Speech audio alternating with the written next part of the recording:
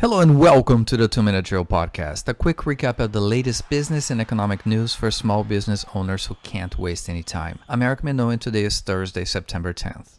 If last week the weekly jobless claims numbers were okay and followed by a better than expected unemployment rate, this week is a different story. We had 884,000 new jobless claims, showing that the permanent job losses are still growing. Another concerning number is that continuing claims increased by 93,000 from last week to a total of 13,385,000. Now let's talk about another side of unemployment.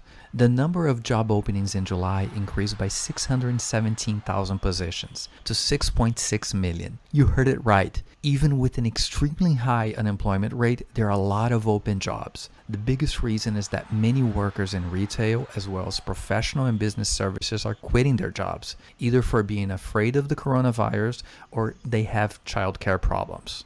Another data point to show that the real estate market is really strong. Mortgage applications to purchase a home increased 40% last week compared to the same period last year, and we also saw a 3% increase from previous week. For loans with a 20% down payment, the 30-year fixed mortgage rate fell to 3.07%, and the average loan size was $368,600.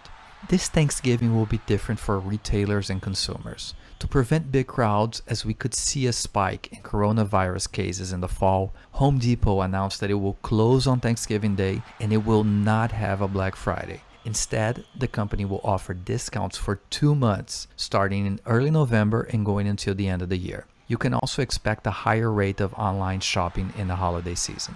This was a 2-Minute Drill Podcast. Subscribe to the show on Apple Podcasts, Spotify, or your favorite podcast platform. You can also find the show on our YouTube channel. This show was brought to you by Spark SMB Data. Visit our site at sparksmbdata.com and see how small business owners can use economic indicator analysis to generate more sales. This is Eric Minow, and see you next edition.